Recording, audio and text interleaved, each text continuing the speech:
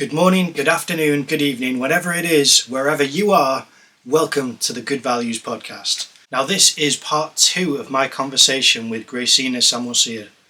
If you hadn't seen part 1, I will leave a link here. She was a fantastic guest last week, and this is the continuation of that conversation. I really enjoyed talking with her, and I think that you'll enjoy this episode just as much as I did. So, without further ado, this is part 2 of my conversation with Graceina Samosir.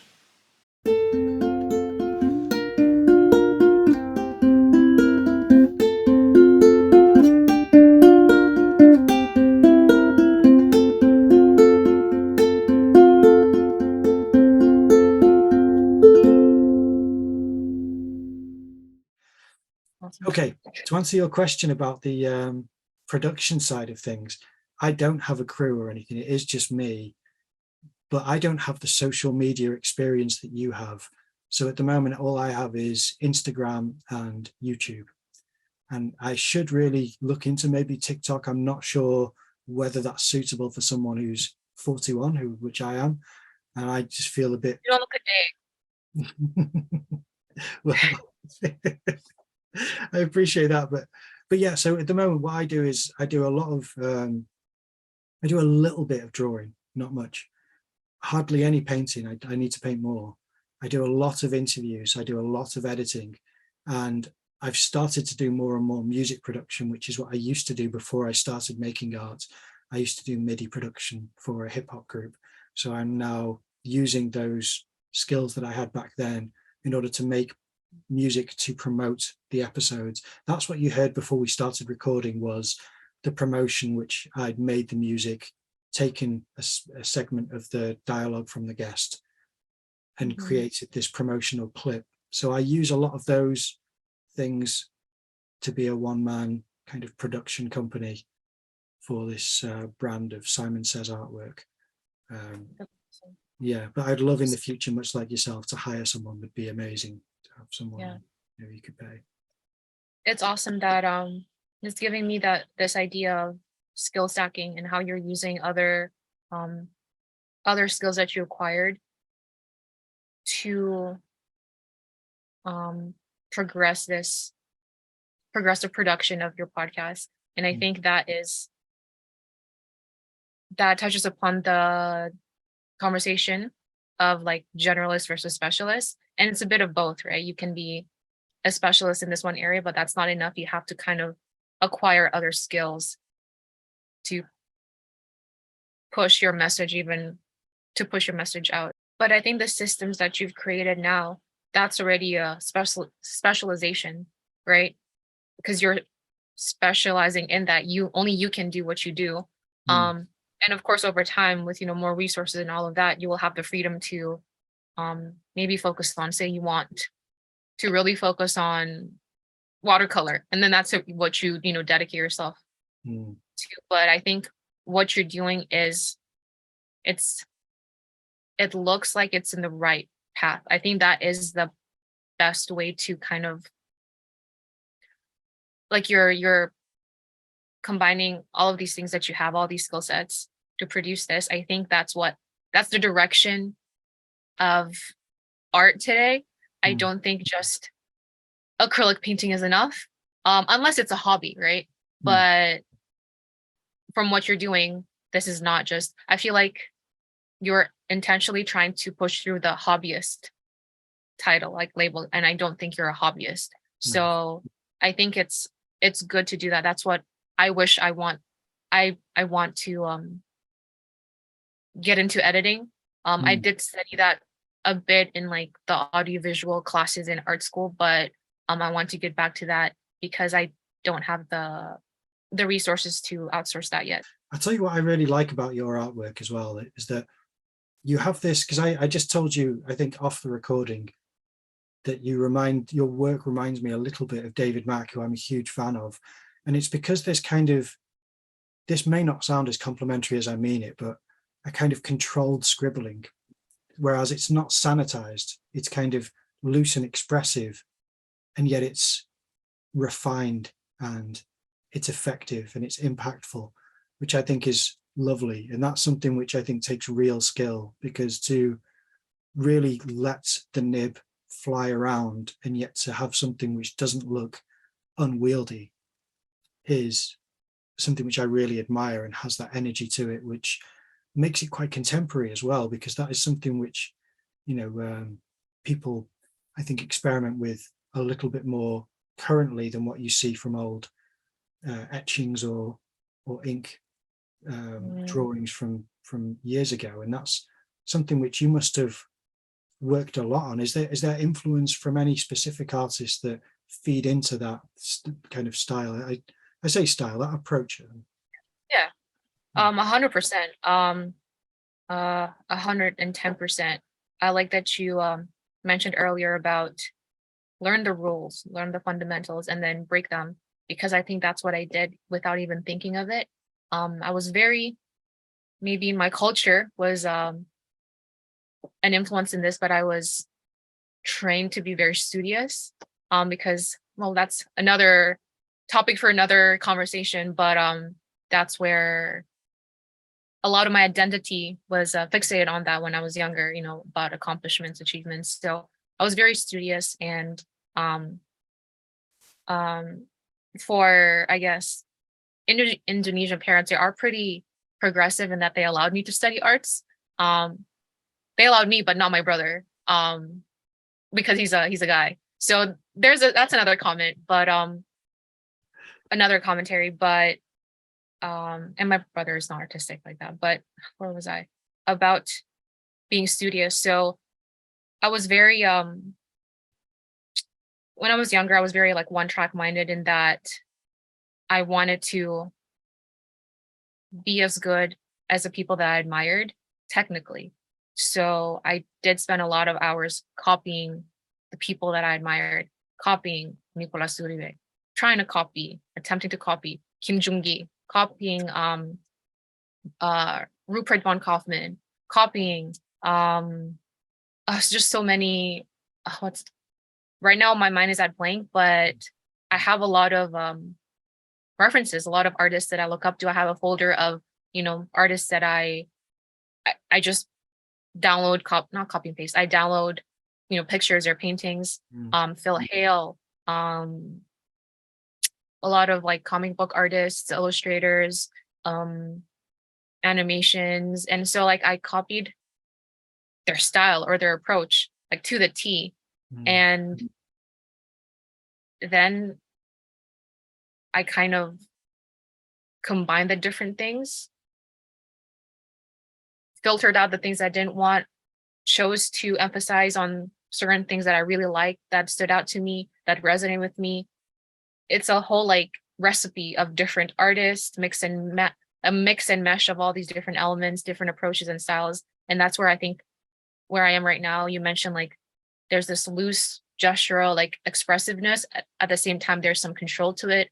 There's some intentionality. There's some kind of like like it's not just whatever, but there is like something, there's a poignancy to it as well. So I think that's the result of just copying a bunch of people that I liked. And I think that I advise, especially like, you know, students, younger people who want to pursue this, copy the people that you like, copy me, copy everyone.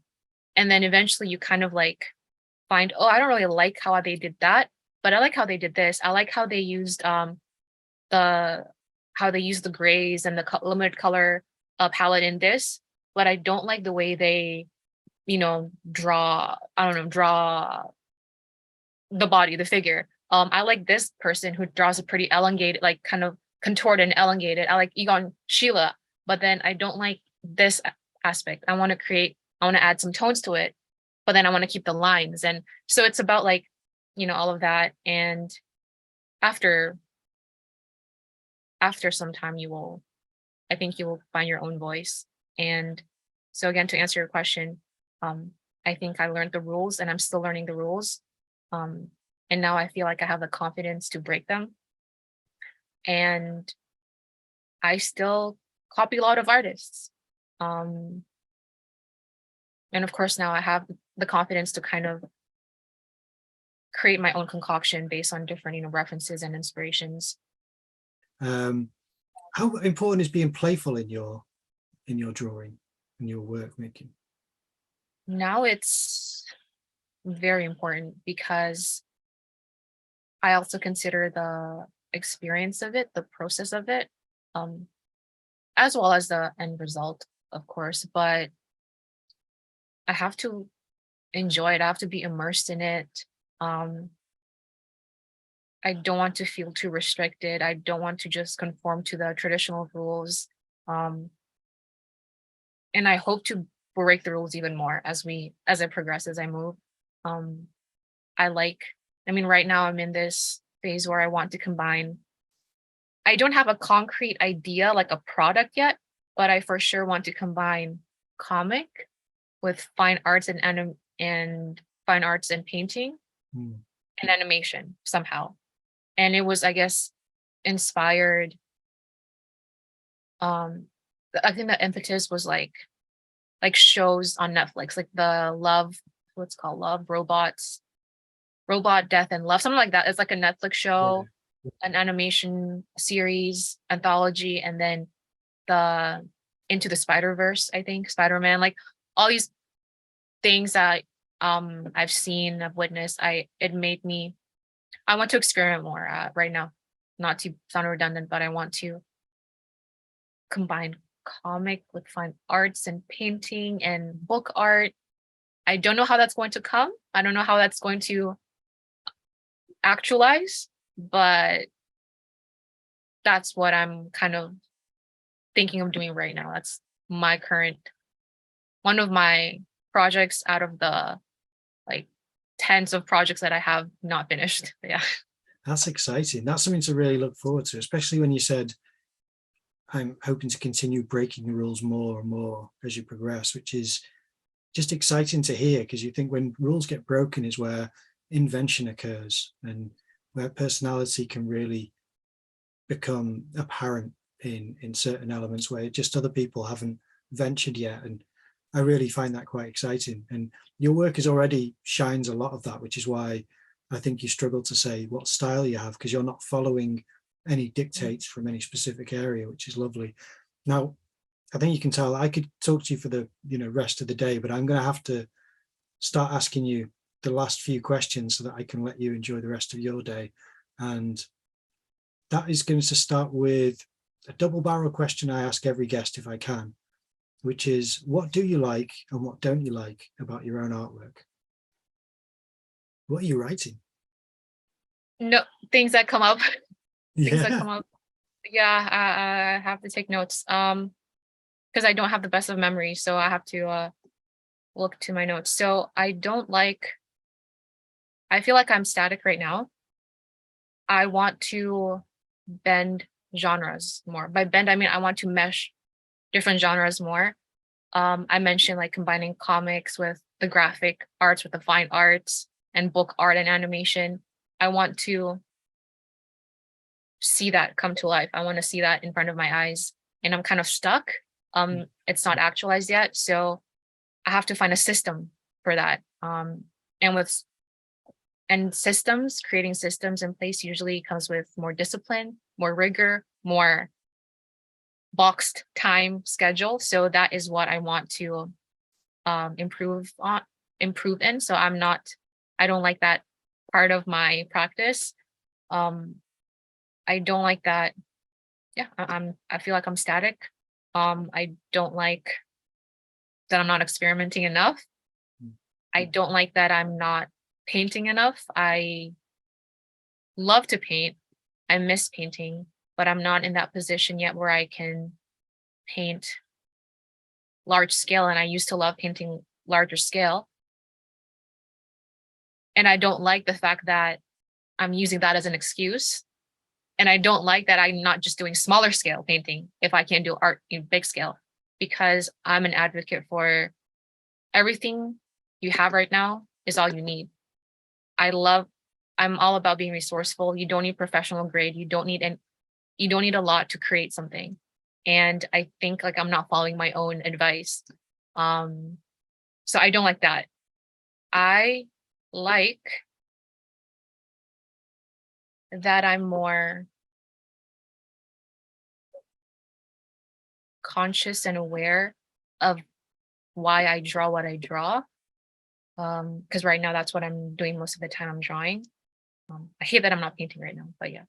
Um, I like that.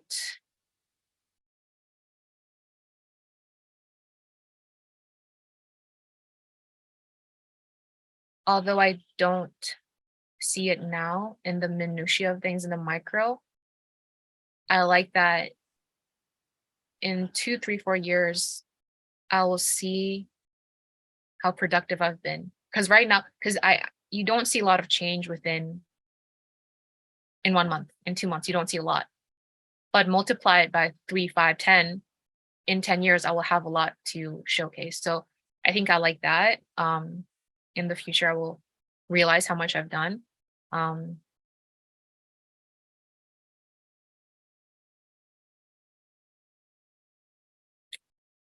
Do you like your drawing mark making? means a lot to me. Pardon? You have beautiful mark making. Do you enjoy seeing how, your lines? Is that any enjoyment in any? Do Oh you yeah, like? Yeah. yeah. It's very calming and chaotic at the same time. It's like synapses are being it's like nerves are connecting, and like so many synapses are happening, and like my mind is just like bursting with like flavors, whatever. Like when I draw and like form this, and like there's lines and there's shape and there's tone, and like making this all come together and adjusting it at the same time. While there's chaos, there's also calmness Mm. in the motion of it. Just like, yeah, I don't know. I don't know how to verbalize it, but I think that's what I like. I would like to know yours. What I like and don't like about Yeah. my own work? Yeah. I don't do enough at the moment. Problem is I've been stunted by the fine art course, like I sadly shared it at length. That may get edited out of this episode. I don't know. I might do a special director's cut of this episode for Patreon, but otherwise, which I don't have a Patreon account yet, but I'm going to create one soon. So yeah, to be fair, I can't. It's like if I were to look at this, which I did in I think it was the end of the first year of university, it might be second year, I'm not sure. No, I think it was the end of first year. I like that I have a series of drawings, but I don't like that if you look at them closely, they're not the nicest marks. I should have taken longer. A chap who I interviewed recently called Peter Draws, I've interviewed him twice now actually, he said in one of his own videos, and he didn't remember this, I quoted it to him and he really enjoyed hearing his words that he didn't recall. He once said, if only you took twice as long on a drawing, it might look 10 times as good. And I thought that was really powerful because it's only twice as long, but it's 10 times as good. And I think that's quite true, that sometimes fast mark making can really make some amazing work. But if you take care over the marks and not be too, because sometimes scribbling doesn't work. Your scribbling really works, where it's not scribbling, it's not ugly scribbling, it's beautiful, artistic and skilled scribbling. Whereas scribbling which I make is messy and it's frustrated, and you can feel the energy and the tension in the nib. And I don't think that serves the image. So I think that if I were to take twice as long over refining that and having this kind of Rembrandt or Da Vinci kind of masterful approach to the finish and to really serve the texture and the tonality and the form, I think those would be beautiful and the originals would be worth something. But the originals aren't really very good. It looks better shrunk down like that. But I do like it as a grid. So that's the do and I don't like. It's not, it's the illusion of good work, really. But that's what I see there is also problem solving, because you didn't like the original, but then you created a grid, rescaled it, and it's something else. And that has its own value and merit. And that's what I do as well. I don't like a lot of my originals, but then I digitally alter them or fix them. And they look better. So it's about problem solving as well. And I appreciate that because yeah, I think there's some merit to what you did. Yeah, thanks. it's got its value at some stage. It's certainly something I should build on. I don't do enough drawing, as I said earlier, but there we are. We're all trying to do more, I think. And obviously the last question I'm going to ask, aside from your social media accounts, which we'll cover in a moment, is what is the most beautiful thing you've seen today? Well, as we are speaking, it's 2:44 p.m. in Ottawa, Canada. So the most beautiful thing I've seen today, well, two. What I've seen visually, with my eyes, the sun, because it's Ottawa, Canada, and we're just spring is upon us. So the weather is really nice. I see trees, I see the flowers blooming. So just outside. When I was outside today, beautiful weather, beautiful sun, and the people. Just I love that. I love the city. It gives a small town vibe, but I love like seeing people go and doing their thing, walking to and fro. So I love that because it makes me feel alive. So yeah, that's one thing that I've seen that I saw that was beautiful today. The other thing is something that I experienced that was beautiful, and that was my conversation earlier with one of my friends, and we were just connecting, talking about parents, and that's how you create bonds, by showing some vulnerability, and allowing yourself to be comforted, to rely on to a certain degree on your friends. So I think even though we were just like chatting and we were texting, but my interaction with her was it's meaningful for our friendship. So that was a beautiful thing that I experienced. And I'm also, again, I guess this kind of mirrors what I said earlier about like art and life and character, and all of that is just one. It's not just art by itself. It's not in a vacuum, right? So, yeah. So that's one thing that I experienced that was beautiful. And today I'm going to celebrate my friend's graduation later on. So that's another beautiful thing that I'll experience. Yeah. Thank you for asking me that. I think you can see a theme of like being grounded in real life and relationships, being enriched by other people, contributing to other people, that and community. And that's my message at this stage of my life. That's lovely. That's really good. I love that. That's a beautiful answer as well. I really appreciate it. And yeah, the last thing is, where would you like people to go and see your work and to support you? Where can people find all your work? What's all of your social media accounts? Yeah, of course. And thank you for the space to share my platforms. I would say follow me on Instagram, or don't even follow me. Just scroll through my stuff. If you feel like you want to follow me, follow me. It's Graceina Samosir, Gracina. The details are there. And I do have a YouTube channel. It's growing. I'm not as intentional with it as you are, but I hope to get there someday. Same, my first name, last name. It's my first name, last name everywhere. So just find me on TikTok or just Google me. First name, last name. Links will pop up. And my website too. Yeah.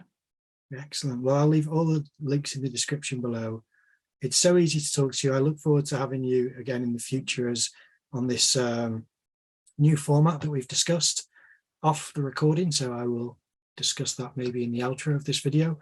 But also I'd love to have you as a guest again on this podcast where it's just one-on-one, because it is so nice to talk to you and you're really easy to talk to. And it's been a great conversation and I appreciate your time. Thank you so much. Of course.